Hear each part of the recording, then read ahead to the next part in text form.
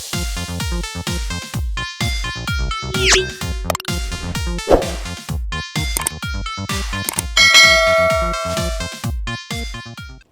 semuanya, balik lagi di channel YouTube aku. Alhamdulillah kita bisa ketemu lagi.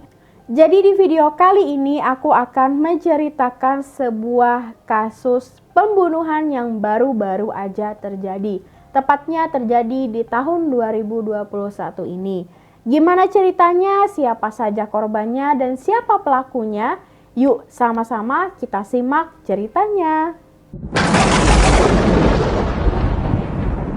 Oke teman-teman, jadi cerita kali ini menceritakan seorang pasutri atau pasangan suami istri.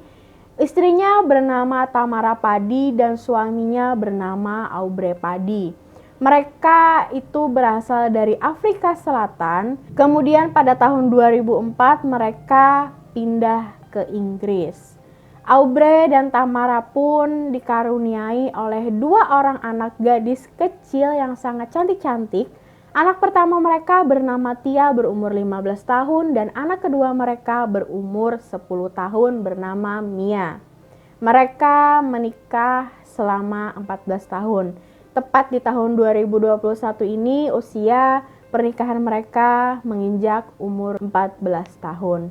Namun sayangnya teman-teman, Tamara Padi ini berprofesi sebagai seorang perawat di salah satu rumah sakit di Inggris. Kemudian si Aubrey ini diketahui dia bekerja di Angkatan Laut di Afrika Selatan. Tamara sendiri dikenal di lingkungan teman-teman dan keluarga, dia merupakan sosok wanita yang ceria, kemudian sosok wanita yang pandai, yang cantik, bertanggung jawab, dan juga profesional terhadap pekerjaannya. Untuk Aubrey sendiri tidak banyak diketahui dia orangnya seperti apa, sifatnya seperti apa. Namun di sini mereka hidup bahagia sampai di bulan Februari tahun 2021 mereka memutuskan untuk berpisah. Tidak banyak informasi yang aku dapat teman-teman mengapa Aubrey dan Tamara memutuskan untuk berpisah. Pada saat berpisah pun Aubrey dan Tamara tetap menjalin hubungan yang baik, mengingat karena mereka ingat kepada anak-anaknya bahwa anak-anaknya masih perlu perhatian dari kedua orang tuanya. Makanya setelah bercerai, Aubrey dan Tamara pun tetap menjalin komunikasi yang baik.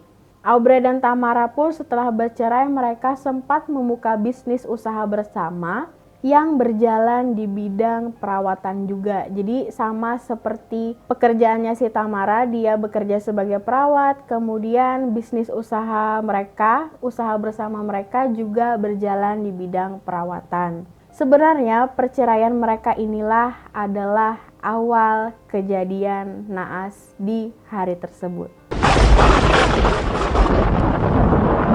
Jadi teman-teman, pada saat itu tanggal 7 Juli 2021 tepat pukul 1.30 dini hari, Tamara pulang bekerja. Pada saat itu Tamara pulang bersama salah satu rekan kerjanya. Tamara pulang ke rumahnya di Greater Manchester di Inggris. Tamara masuk ke dalam rumahnya, temannya juga masuk ke dalam rumah Tamara. Kemudian pada saat itu mereka memutuskan untuk langsung beristirahat. Teman Tamara tidak tidur dengan Tamara di kamarnya, namun dia tidur di lantai 1.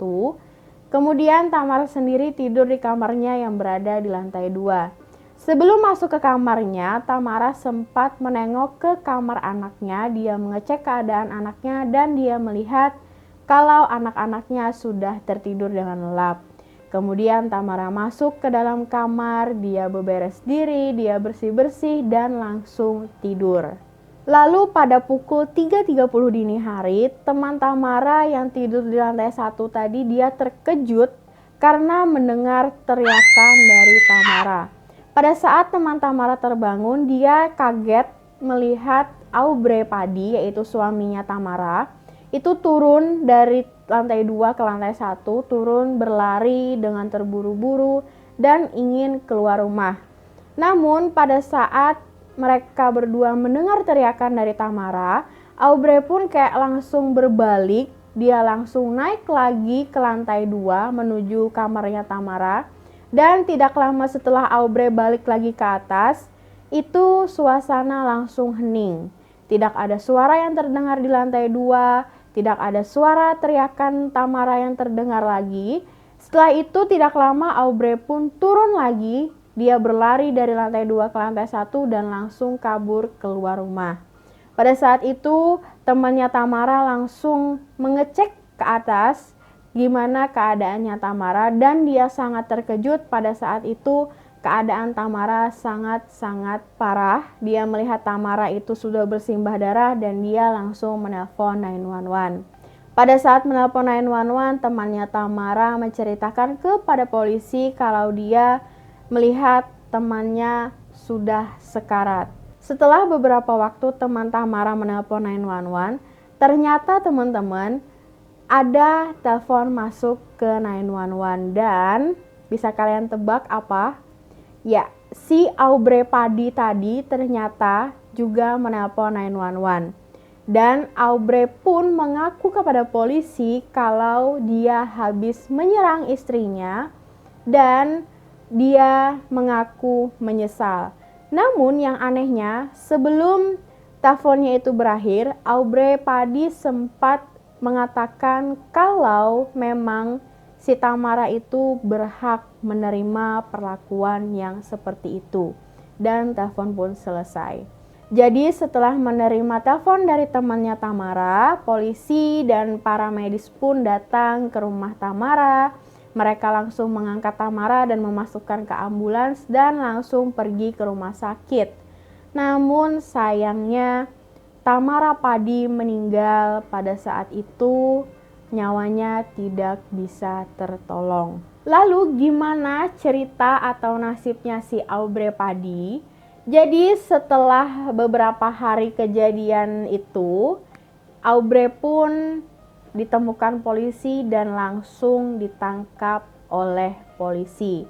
Setelah menangkap Aubrey pun, polisi langsung melakukan penyelidikan.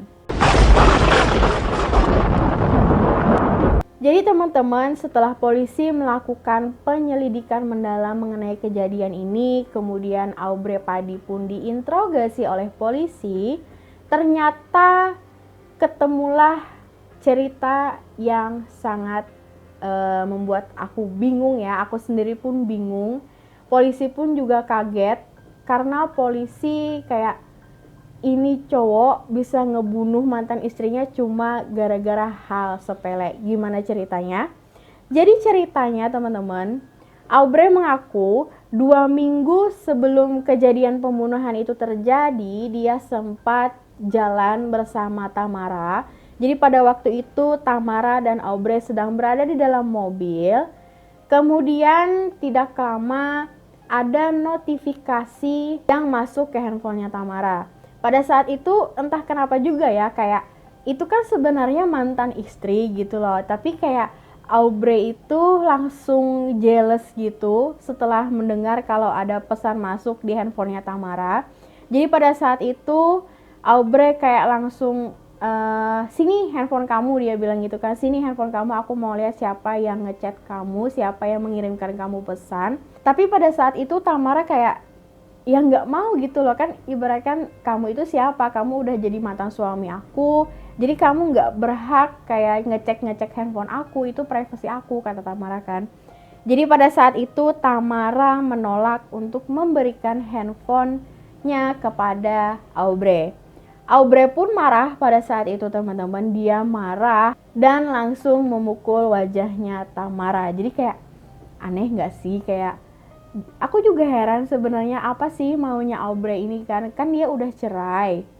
Kemudian ya terserah Tamara kan mau berhubungan dengan siapa, terus mau berkomunikasi dengan siapa, kan udah bukan tanggung jawab dia lagi. Jadi itu tadi ceritanya, itu kejadian terjadi 2 minggu sebelum kejadian pembunuhan tersebut.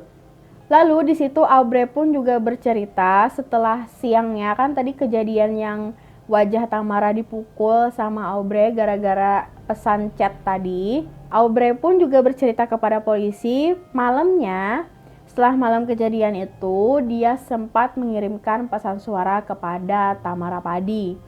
Dia di sana meminta maaf kepada Tamara. Dia mengaku salah karena dia telah memukul wajahnya Tamara. Tapi yang anehnya, setelah dia meminta maaf, Aubrey Padi sempat berbicara seperti ini kepada Tamara. Ini terakhir kalinya kamu tidak menghormati aku. Jadi kayak sebelumnya dia minta maaf, terus di akhir pesan suara itu kayak ada nada sedikit mengancam Tamara. Pada saat itu Tamara tidak mengambil pusing terhadap pesan suara yang dikirimkan Aubrey tadi. Dia cuek aja dengan pesan suara itu. Dan setelah itu, setelah 2 minggu berselang, barulah kejadian naas itu terjadi. Aubrey pun menceritakan kronologis ceritanya. Jadi teman-teman, Aubrey mengaku pada saat itu dia mengendap-endap masuk ke rumah Tamara. Kan kalian tahu sendiri kan bahwa Tamara dan Aubrey itu sudah bercerai, otomatis kan Tamara tidak tinggal satu rumah lagi dengan Aubrey. Makanya pada saat itu Aubrey menyelinap masuk ke rumahnya Tamara dan dia bersembunyi di dalam lemari pakaiannya Tamara. Aubrey pun juga mengaku pada malam itu dia tidak melihat Tamara. Jadi pas dia masuk ke dalam rumah, dia tidak mendapati Tamara ada di sana. Dia cuma melihat kedua anaknya saja yang sedang tertidur. Kemudian Aubrey berpikir mungkin Tamara belum pulang, makanya dia langsung memutuskan untuk bersembunyi di dalam lemari pakaiannya Tamara. Aubrey pun langsung memasang alarm di handphonenya. Itu bertujuan untuk membangunkan dia. Jadi kayak Aubrey itu berniat untuk tidur di dalam lemari itu. Jadi kayak aku juga nggak habis pikir ya kenapa dia kayak berpikiran seperti itu. Jadi pas dia masuk kan dia tidak mendapati Tamara, terus dia kayak numpang tidur dulu gitu di dalam lemari. Makanya dia pasang alarm. Dia pasang alarm di pukul 3 pagi, 3 dini hari. Jadi dia tidur dulu, terus pasang alarm, dan setelah alarm berbunyi pada pukul 3.00 dini hari, dia terbangun dan melihat bahwa Tamara sudah berada di rumah. Kemudian Aubrey pun keluar dari lemari pakaian itu dan langsung tanpa banyak basa-basi memukul Tamara dengan menggunakan palu. Pada saat itu Tamara berteriak, makanya kan tadi temannya Tamara terbangun karena mendengarkan teriakan Tamara. Jadi dia pukul Tamara, dan pada saat itu Aubrey mendapati Tamara sudah tidak bersuara dan tidak bergerak lagi. Makanya kan dikira Aubrey tadi si Tamara sudah meninggal. Makanya dia langsung lari ke bawah, dan ternyata pada saat itu Aubrey hanya pingsan teman-teman. Dan pada saat itu ternyata Tamara hanya pingsan teman-teman. Kayak aku juga gregetan juga sih ya. Coba aja kalau Tamara setelah dipukul tadi, setelah pingsan tadi, dia diem aja dulu gitu loh. Jangan langsung teriak, kan mungkin dia bisa selamat. Karena kan pada saat Tamara bangun dari pingsannya dan dia berteriak, kan Aubrey masih di situ posisinya. Nah, makanya Aubrey langsung naik ke atas dan langsung menikam Tamara dengan menggunakan pisau.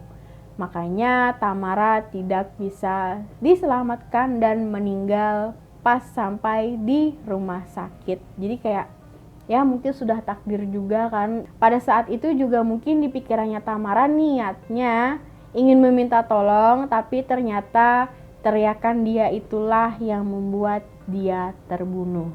Tim forensik pun juga menjelaskan bahwa memang benar Tamara itu sempat dipukul berkali-kali oleh benda tumpul ya yang pakai palu tadi. Terus juga dia ditusuk atau ditikam menggunakan pisau sebanyak 8 kali. Jadi dia dipukul menggunakan palu dan juga ditikam oleh pisau. Tim penyelidik pun juga menemukan pisau yang dipakai Aubrey untuk menusuk Tamara. Kemudian juga menemukan palu yang digunakan untuk memukuli Tamara. Kemudian juga tim forensik di sana menemukan kabel dan juga sarung tangan. Dan memang Aubrey Padi pun mengaku kalau ini semua sudah direncanakan olehnya.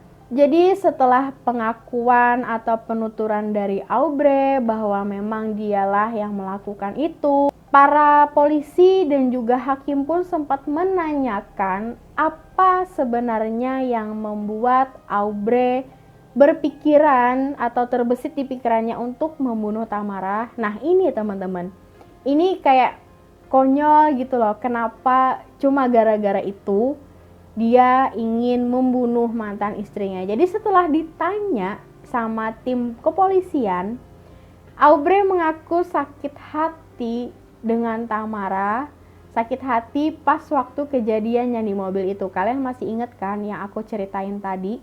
Yang Tamara dapat pesan, kemudian si Aubrey mau pinjam handphone Tamara tapi nggak dikasih sama Tamara. Nah itu teman-teman, itu adalah penyebab Aubrey berniat untuk membunuh Tamara. Jadi kayak oh my god, ini cowok pikirannya kok singkat banget gitu kan, cuma gara-gara itu. Tapi ya nasi sudah menjadi bubur, Tamara sudah meninggal, kemudian Aubrey pun pada saat itu dijatuhi hukuman 23 tahun penjara. Gimana menurut kalian untuk vonis hukumannya? Apakah sesuai dengan perbuatan yang sudah dia lakukan kepada mantan istrinya? Kalian boleh tulis di kolom komentar. Apakah hukumannya itu sudah sesuai atau enggak? Aku enggak mau berkomentar banyak ya. Mungkin hakim sendiri pun juga sudah memeriksa, sudah juga menimbang dengan vonis hukuman tersebut.